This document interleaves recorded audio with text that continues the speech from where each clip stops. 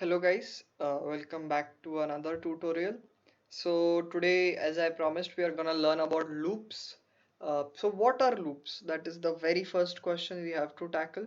So as I have given a definition here, loop is a programming structure that repeats a sequence of instructions until a specific condition is met. This Mindit is a Google search away. So if you wanna learn more conceptual things about loops, you can. But in my opinion, you can just start applying loops, and you'll get to know how they work. Because in computer science, in most of the fields in computer science, I'll say, uh, application makes your theory more stronger. So there are two types of loops which we are gonna discuss today, and this is the loop which we are going to use in our code. So this is a for loop and there is a while loop. So let's discuss the while loop and then we'll shift to for loop, and then we'll directly start implementing it. So what is a while loop? This is the syntax. So we say while in bracket and we give it a condition, and we open the bracket and close the bracket, and the code need to be ran. So here is an example. I declared an int I, and I'll say while int is less than 5, I'll console.writeLine I, and then I'll increment I. So I was 0, so it checked that yeah, I is 0. So run this code. It will print 0, and then I will become 1 here. It will go back again. Then it will check 1 is less than 5. It will go 1 in the console, and then I will become 2. This will happen like 3, 4, and when 4 ka code is executed, I is equal to 4. Console will print 4. I will become 5, and then it will again check, is I less than 5? No, because I is equal to 5. It is not less than 5. So this code will not run. Then it will cease to exist. I mean, cease to run. So this is the basic structure and the logic behind a loop, and this is the logic and structure behind a while loop as well.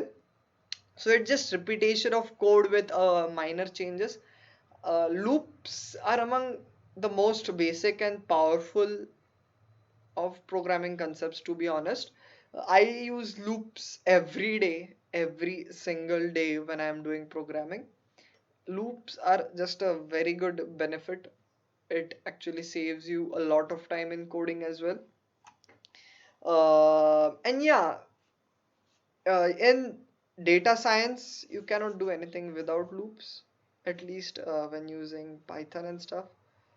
So yeah, that is that. I mean, it's super cool to see such basic things being applied everywhere. So we're gonna study for loop now.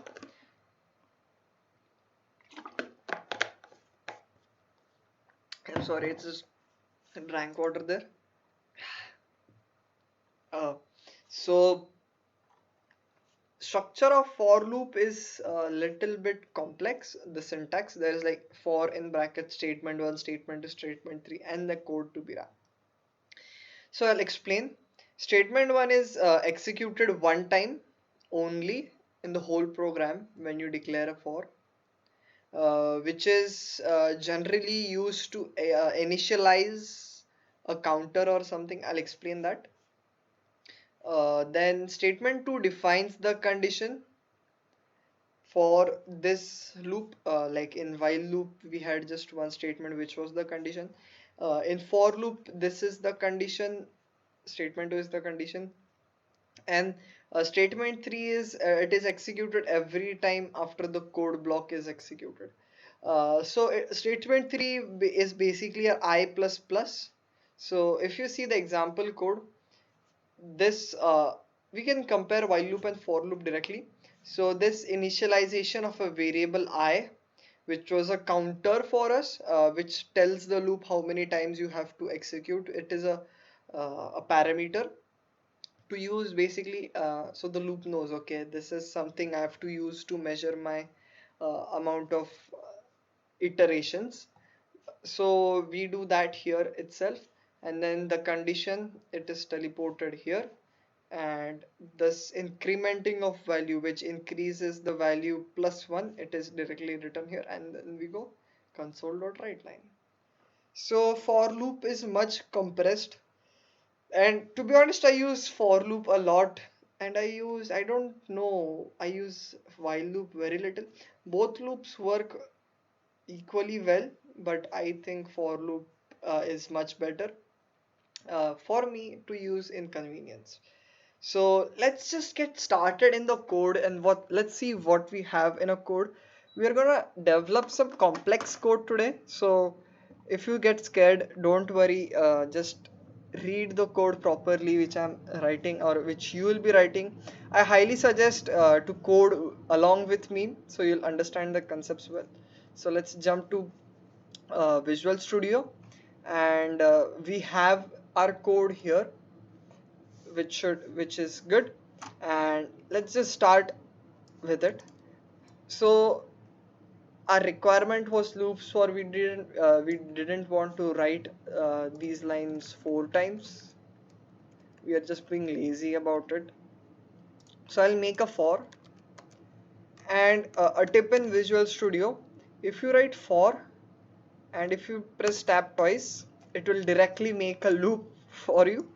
I generally suggest don't do that, but if you see me just like writing code out of magic, it's not. I'm just using double tab, so I go for and double tab, and it just writes code for me.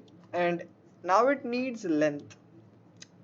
So as we saw in our previous video, we had this array, right? And we need to iterate through this to calculate taxes. So I'll remove this calculate taxes, and I'll say I need to iterate this loop for 4 times because we have 4 people, right? So I can just go 5, or I can go I equal to no, I can't go I equal to 4.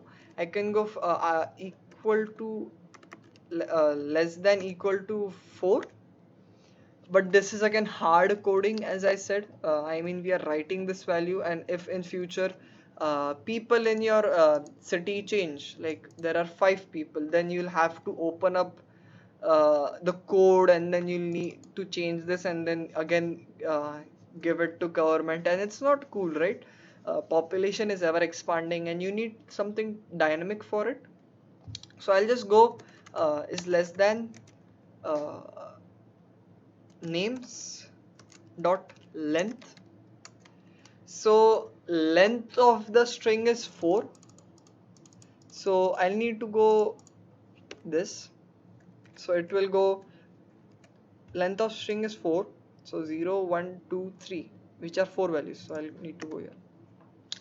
So it will execute this loop for 4 times, uh, as I'll show it. So it will execute for 0 once, then 1 once, 2 and 3, and then it will stop because we want it to stop here. Ignore this 4 and 5 because we didn't make a 6 length uh, array, instead we made a 4. So this is an array, so I'll just uh, rub this out so you guys don't get confused, and this is 4, so mind that. And yeah, so the rubbed part is we are not considering it in this way. Unprofessionalism, learn it from me, guys. Paint, use paint to explain arrays. So let's see if it works first things. So I'll go console dot write line, and I'll print I, and let's see. Now it should go 0 1 2 3, which are 4 values.